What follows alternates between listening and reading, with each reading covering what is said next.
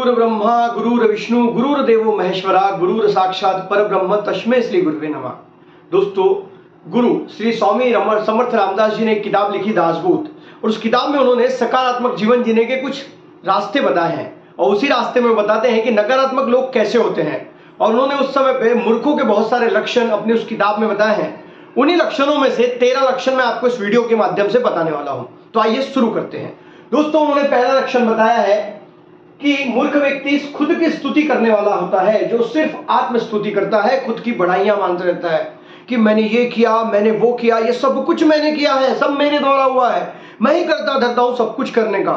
और ऐसे लोग मूर्खों की कैटेगरी में आते हैं, जो सिर्फ और सिर्फ खुद के बारे में बताते रहते हैं। दूसरा, जो प्रयत्न करना छोड़ देते हैं। हम ऐसे बहुत सारे लोग देखते हैं जो जिंदगी में किसी काम को स्टार्ट तो बहुत उत्साह से करते हैं, लेकिन समय आने पर उसे छोड़ देते हैं क्योंकि उन्हें रिजल्ट नहीं मिलता। और जो प्रयत्न करना छोड़ देते हैं वो जीवन में कभी सफल भी नहीं होते, और वो लोग मूर्खों की कैटेगरी में आते हैं। तीसरा लक्षण है जो कृतज्ञ होता है, अनग्रेटफुल होता है। आपके द्वारा किए गए उपकारों को वो भूल जाता है। किसी ने उसकी कोई मदद की, उसको भी वो भूल जाता है क्योंकि उसको कोई लेना देना ही नहीं होता। उल्टा वो मदद करने वाले को मूर्ख समझता है और उसे लगता है कि इसको तो मैंने बेवकूफ बना दिया, जबकि ऐसा नहीं है। और इसीलिए कृतज्ञ व्यक्ति हमेशा मूर्खों की कैटेगरी में रखे जाते हैं। और ये लक्षण मूर्ख व्यक्ति का होता है जो किए गए उपकार को भूल जाता है और उपकारों का उत्तर भी ऐसा देता है जो सामने वाले को बुरा लग जाए। और कई बार हम अपने जीवन में ऐसे लोगों को देखते भी हैं जिनकी आप तो मदद कर देते हैं, लेकिन जब आपकी बारी आती है तो वो पीछे हट जाते हैं। चौथा लक्षण है जो अहंकारी होता है, जिसका व्यवहार अहंकारी होता है। कई व्यक्ति ऐसे भी होते हैं जिनको बहुत अहंकार होता है, खुद के नॉलेज का, खुद के पैसे का, खुद के रुतबे का, लेकिन वो किसी के काम नहीं आते क्योंकि हमेशा अकड़ में रहते हैं खुद के पावर की। और ऐसे लोग भी मूर्खों की कैटेगरी में रखे गए हैं। इसलिए अहंकारी लोगों से दूर रहें। और अहंकारी व्यक्ति अगर दिखता है तो समझ जाइए कि वो मूर्ख व्यक्ति है, क्योंकि समझदार व्यक्ति कभी अहंकार नहीं दिखाता और वो अहंकारी व्यक्ति अपने जीवन में बहुत ज्यादा ऊपर जाता भी नहीं। पांचवा, कपटी, हाइपोक्रीट व्यक्ति। दोस्तों, कपटी व्यक्ति, इसके मन में कपट होता है, जो धोखेबाज होता है, जो दूसरे के प्रति कॉन्स्पिरेसी रचता है, जो लोगों के प्रति साजिश करता है, जो आपके मुंह पे तो आपका होता है लेकिन आपके पीछे आपका नहीं होता। वो कुछ ना कुछ अपने मन में आपके लिए द्वेष रखता है। ऐसे व्यक्ति भी मूर्खों की कैटेगरी में ही आते हैं। दोस्तों, छठवां लक्षण है जो अपनों को दुख देता है। कई लोग ऐसे भी होते हैं जो अपने परिवार को ही दुख देते हैं, जो अपने प्रियजनों से मीठी चार बातें भी नहीं करते। ऐसे लोग भी मूर्खों की कैटेगरी में आते हैं और ऐसे लोगों की संख्या दिन ब दिन बढ़ती जा रही है।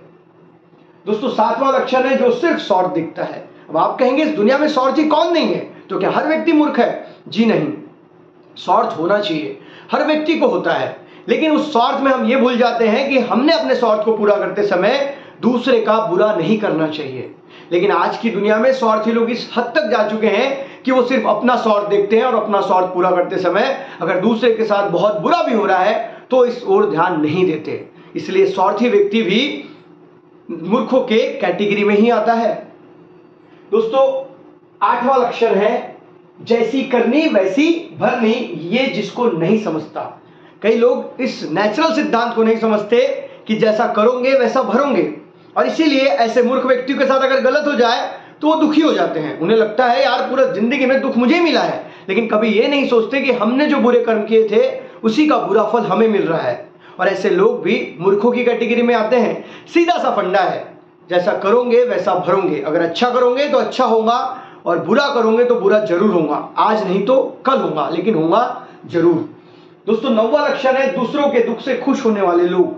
आप कहेंगे ऐसे भी लोग होते हैं? जी हाँ दोस्तों, इनको कहा जाता है असुरी लोग, राक्षसी आनंद जिनको प्राप्त होता है, जो दूसरों के दुख में खुद का खुशी ढूंढते हैं, जो दूसरे के दुख में खुद का सुख ढूंढते हैं। और ऐसे लोग भी मूर्खों की कैटेगरी में आते हैं। ऐसे लोग आपके कभी नहीं होते, बल्कि आपके सक्सेस से जलते हैं। ऐसे लोग सिर्फ ईर्ष्या करना जानते हैं क्योंकि वो मूर्ख होते हैं। दोस्तों, 10वां मूर्ख का लक्षण है जो हर समय चिंता करता है। इस दुनिया में कई लोग ऐसे हैं जो हमेशा चिंता में रहते हैं, हमेशा चिंतित रहते हैं। ऐसे लोग भी मूर्खी कहलाते हैं क्योंकि चिंता से आपके समस्याओं का समाधान नहीं होता। कई लोग जिंदगी में, इतिहास में हुई घटना के लिए पूरी जिंदगी परेशान होते हैं। कई लोग अपने बच्चों के भविष्य को लेकर चिंतित होते हैं, लेकिन वो ये नहीं जानते कि चिंता करने से उनके बच्चों का भविष्य अच्छा नहीं होने वाला है, बल्कि वर्तमान में अच्छे संस्कार देने से शायद उनके बच्चों का भविष्य अच्छा हो जाए। इसीलिए चिंता करना छोड़ दें, क्योंकि चिंता करने वाले लोग मूर्खों की कैटेगरी में आते हैं। जो दूसरों की निजी बातों में हस्तक्षेप करता है वो भी मूर्ख ही कहलाता है। कई बार हम देखते हैं कि दो लोग बात करते रहते हैं और तीसरा व्यक्ति जाकर वहां इंटरफेयर करता है, वो तीसरा व्यक्ति मूर्ख कहलाता है। इसलिए कभी भी दो लोग बात करते रहे तो वहां इंटरफेयर ना करें, और किसी के निजी जीवन में हमने हस्तक्षेप नहीं करना चाहिए। और हस्तक्षेप करते भी हैं तो उसकी एक लिमिट होती है, क्योंकि अगर आप किसी के जीवन में हस्तक्षेप करेंगे तो आप भी मूर्खों की कैटेगरी में आने लग जाएंगे, क्योंकि ये मूर्खों का एक लक्षण होता है। 11वां लक्षण है जो थोड़ा करता है और बताता ज्यादा है। कई लोग इस दुनिया में ऐसे हैं जो सिर्फ शो करते हैं कि वो कर रहे हैं, सिर्फ वो सामने सामने आकर करते हैं और ये दिखाने की कोशिश करते हैं कि सब कुछ उन्होंने किया है। इसीलिए करिए ज्यादा और दिखाइए कम। लेकिन लोग इसका उल्टा करते हैं, करते कम है और दिखाते ज्यादा है, और वो लोग मूर्खों की कैटेगरी में आते हैं। कई लोग बहुत कम बोलते हैं लेकिन उनका काम बोलने लगता है, और कर्म तो इंसान का बोलता ही है। इसीलिए करिए ज्यादा, दिखाइए कम। दोस्तों 13वां लक्षण है जो अति कंजूस होता है। इस दुनिया में कई लोग ऐसे हैं जो बहुत कंजूस होते हैं, भयानक कंजूस होते हैं, जिनकी कंजूसी के चर्चे जगत में प्रसिद्ध होते हैं और पूरा शहर जानता है कि ये व्यक्ति बहुत कंजूस है। कंजूस होना चाहिए, लेकिन कंजूस इतना भी नहीं होना चाहिए कि अपनी निजी आवश्यकताओं को भी हम पूरा ना करें। हमारे पास है तो बहुत कुछ, लेकिन हम उस प्रकार से जीवन नहीं जीते। ऐसा व्यक्ति भी मूर्खों की कैटेगरी में आता है, क्योंकि कंजूसी करके अगर आप जीवन भर पैसा जोड़ते हैं बच्चों के लिए, बाद में वो बच्चे उस पैसे को आसानी से उड़ा देते हैं, क्योंकि उन पैसों की उनके सामने कोई वैल्यू नहीं होती। इसलिए कंजूस व्यक्ति को भी मूर्ख माना गया है। श्री समर्थ स्वामी रामदास ने बताए हुए 13 लक्षण अगर आपको कहीं नजर आते हैं तो कमेंट करके जरूर बताइए, और आपने इन लक्षणों से अलग लक्षण किसी मूर्ख में देखे हैं तो वो भी कमेंट करके बताइए। वीडियो अगर अच्छा लगा है तो वीडियो को लाइक करें, और चैनल पे अगर नए हैं तो चैनल को सब्सक्राइब करें। मिलेंगे अगले वीडियो में, तब तक के लिए अलविदा। जय हिंद, वंदे मातरम।